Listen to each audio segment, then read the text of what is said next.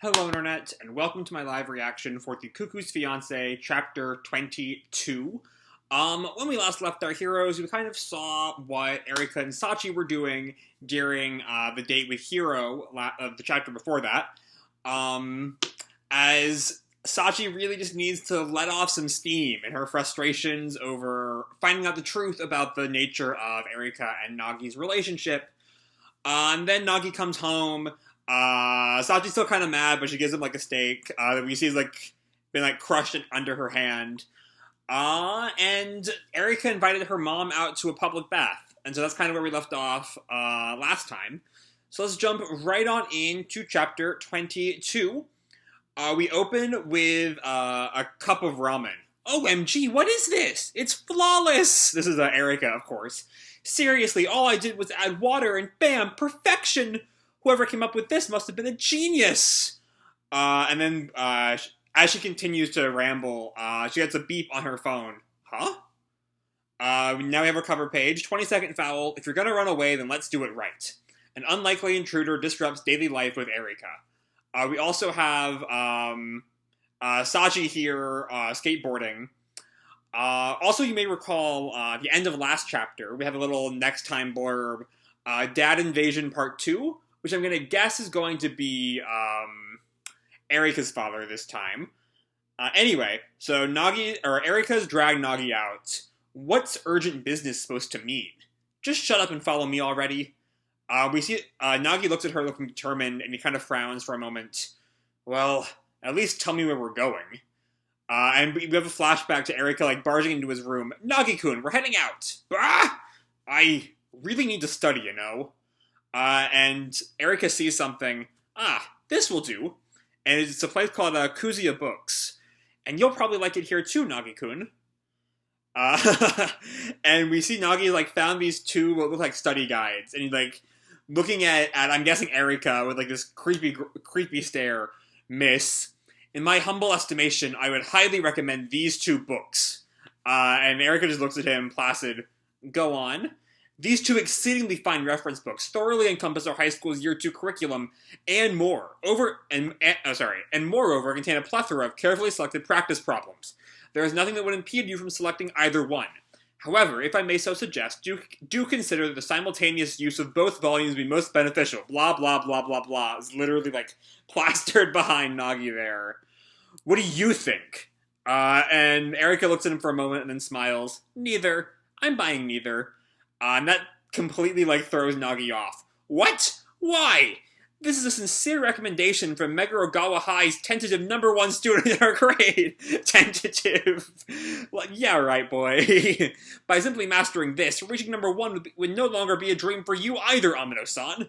They might be kind of thick, but I'm just asking that you throw your preconceptions out the window and try buying them, please. If you don't use them, then I'll gladly take them off your hands. Really? When you put it like that, I kind of want to buy them. Right? But I'm still not buying them. Because I'm poor. And see, she's like surrounded by like 1 in 10 yen coins. And Nagi, like, for a second there it looked like he was like grabbing her by the collar, but he's just like kind of getting in her face. I don't know, something kind of lopsided about his like this part of his torso there. No, I think he's like slamming the wall behind her. That makes sense. Hey, you making fun of poor people? I'm not. I just don't have any money on me. And Nagi like, looks at her in shock. What do you mean? To be precise, I don't have my credit card or my phone with me. Why? Because it could be tracked with the purchase history and GPS data. And Nagi, like, so I guess she's... I mean, that kind of fits in with the title. If you're gonna run away, then let's do it right. But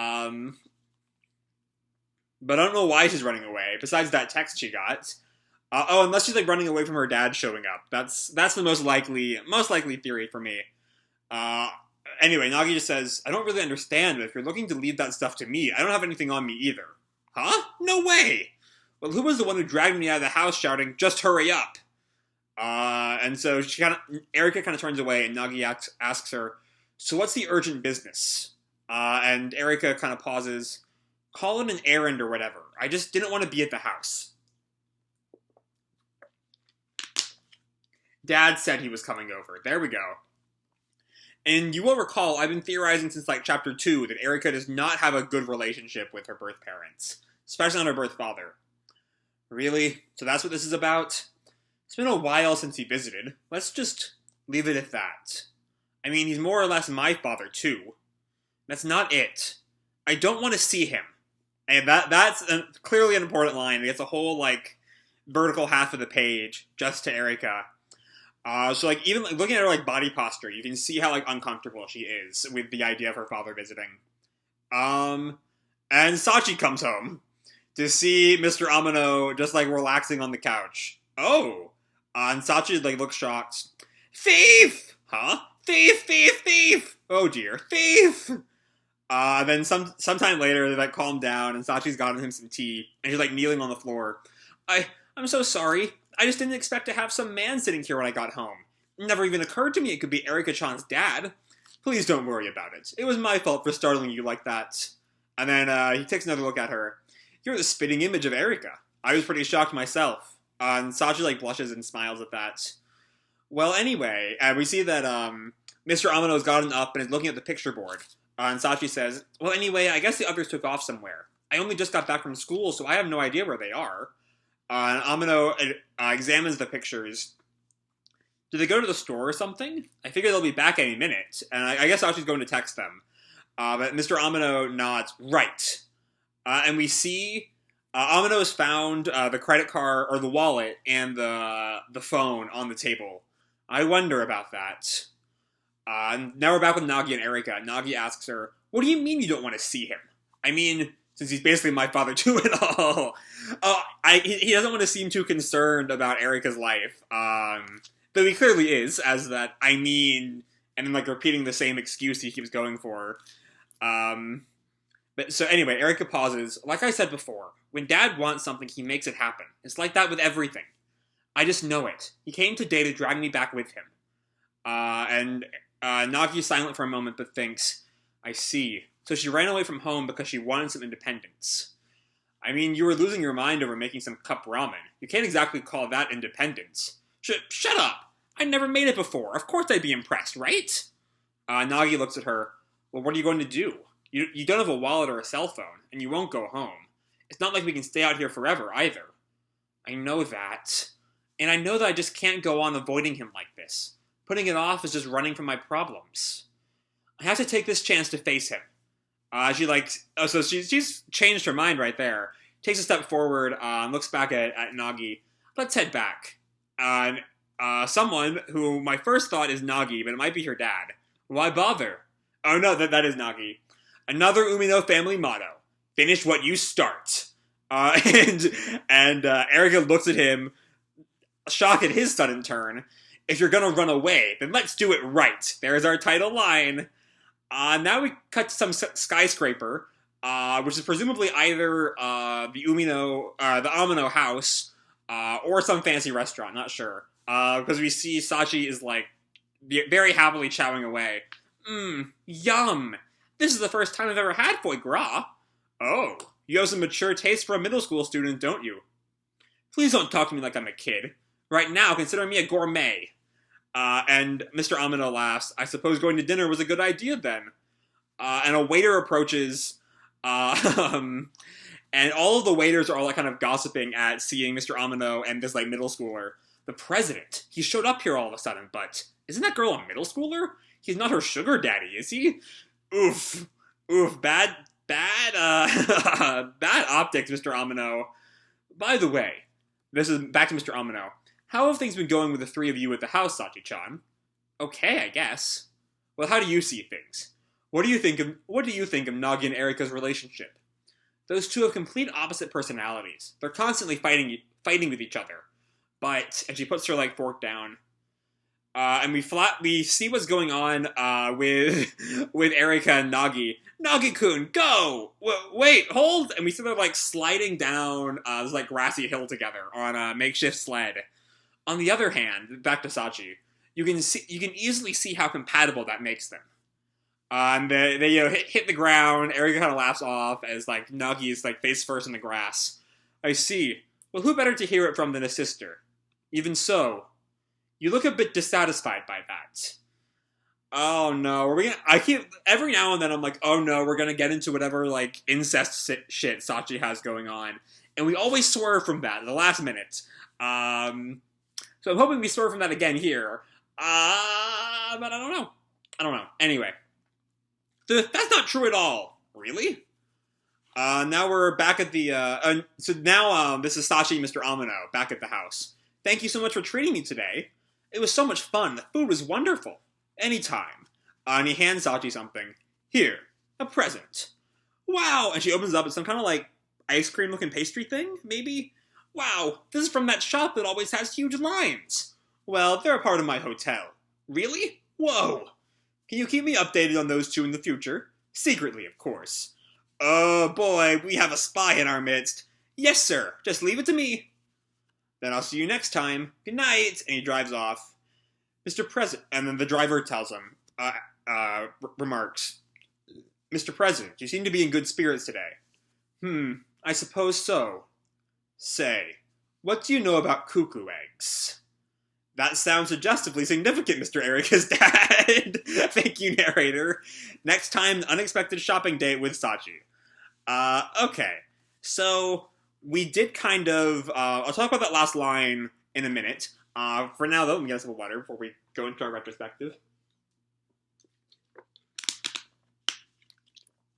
So for now, though, the chapter is, largely in, like, two competing parts. The Nagi and Erika parts, and the Sachi and Mr. Amano section. Both of which have a lot of good comedy and a lot of good character moments for Erika, and then just for introducing Amano and, a little bit more of an exploration of Sachi as well. But, the big moment, of course, in the Erika section, is this conversation between Nagi and Erika about her thoughts on her father, how she once again asserts her goal of greater independence just in her life in general. And she knows that her father is not going to be okay with that. They're going to drag her back to her house. And we don't, given the end of the chapter, we don't actually know if that's what he was going to do. Given that Erika says that he always gets what he wants, I find it very unlikely that he did, though. Just because, like, he didn't know Sachi was going to be there, so I doubt his plan was to make Sachi some kind of spy in the relationship. I don't know. We really don't know what his initial goal there was. Erika has her thoughts, and that's kind of all we really get to see. But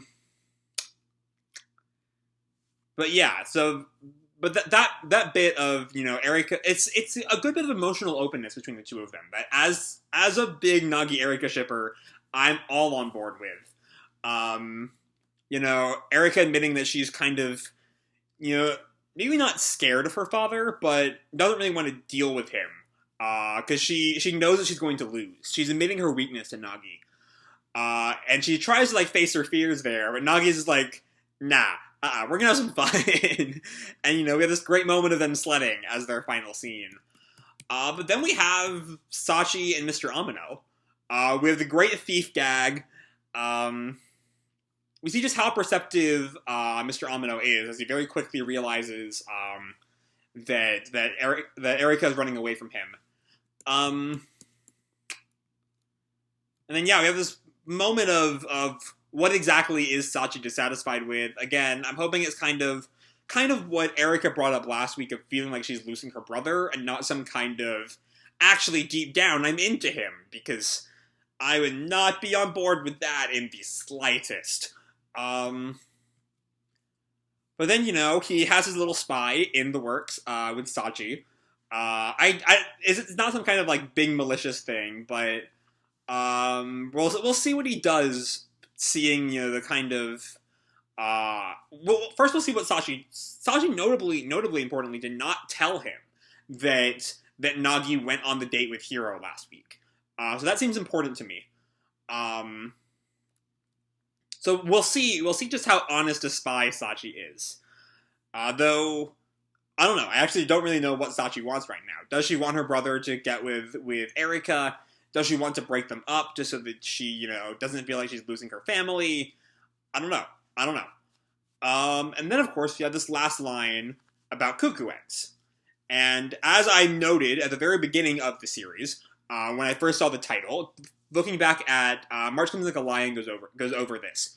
Cuckoos are birds that lay their eggs in other birds' nests, as I recall, and then are raised by the surrogate parent, which of course is very clearly where the title of the series comes from. Both of them are the cuckoo, and they both have a fiance. So they're both the cuckoo and the fiance in all cases. Though I'm curious why he brings it up. Unless the implication is that he wanted Nagi to be raised in a poorer household? I don't know. That seems incredibly far-fetched. So I'll have to see what exactly the meaning behind all this is next time. That's all I have to say for this chapter. Hope y'all enjoyed the chapter and the video itself. If you did, feel free to drop me a like or subscribe or, do whatever makes you happy, And remember, your life is your own, okay? Bye!